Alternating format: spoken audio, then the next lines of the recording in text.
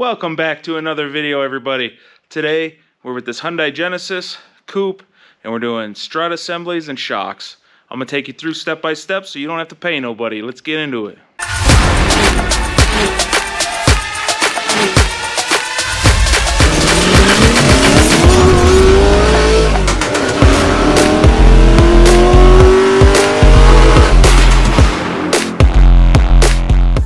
Pop the hood, lift up your car, and take your wheels off.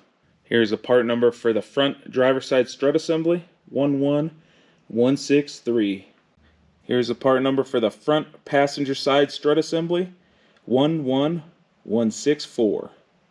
Here's a part number for the rear shocks. You're going to need two of these, 259950.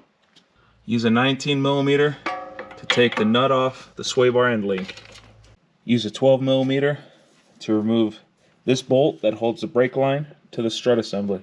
To remove these two bolts that hold the strut to the spindle, you're going to use a 19 deep socket and a 17 wrench. If you have camber bolts, like this guy has camber bolts, so it's a 15 on the hold side and then an 18 on the camber bolt side. But if yours is all stock, it's going to be 19 and 17. Use a 14mm, take the nuts on top off. That'll allow the strut assembly to come down. Pop off this cover with a panel popper or something. Loosen these two nuts here with a 13mm so that it takes tension off of the studs. While you're holding onto this, use a rubber mallet to tap these bolts out of the spindle. And then hold this with one hand because it can fall, and then you're gonna pull it out here. So you're gonna push back and slide it out on an angle, and then we'll get to what the new one looks like. Slide it in there by hand, put these guys on a couple threads, and then leave it like that for now. Then we're gonna reattach the bottom. Lift up the spindle, line up the holes. You're gonna put them from the back of the car towards the front. If you have the camber adjustment bolt here, what you're going to want to do is set it to where it's pushing the top of the spindle in as far as possible, and then you're going to have to go get an alignment anyways. But as soon as you have that taken care of, you need to make sure you hold it so that the camber bolt don't spin, and then you just tighten these down. If you don't have a camber bolt, you're just going to pop them in and torque these guys down.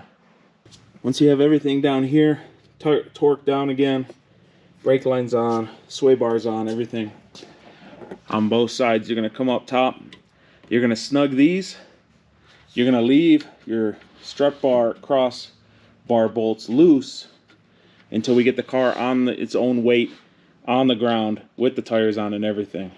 Put this cap back on. On the rear, the shock is attached here, and then it comes down and attaches to the lower control arm. You're going to need a 19mm here, and you're going to also need a 19mm there. And just take that bolt and nut all the way off. To remove the top, you need to take these two 14mm bolts out. Now you have the shock out. You're going to use a 17mm wrench that has a little bend in it. You're going to use a pair of vice grips on the end, and you're going to loosen up and remove the nut from here. You have it all apart now. You're going to take this dust cover. If you didn't buy a new one, you're going to take the dust cover, transfer it on. All you do is push it on. It just has a little rubber thing here. So you're just going to push this guy on. Once you have that on, you're going to slide the old mount on, unless you bought a new one. You're going to take the new hardware that came with the new shock. You're going to tighten that down the same way that you loosened and removed the nut on the old one. You're just going to reverse the steps here. Tighten it down nice and tight. Once you have that nice and tight, you're going to start by sliding it in, mounting the bottom, putting the stud through here first, because it's much easier to pull down on this, compress it, to sit it on there, than it is to try to pry up and get the hole to line up here. Hopefully this video helped you guys out, save you a bunch of money. I think most anybody can do this by themselves. So like, share, subscribe. Till next time, wrench on.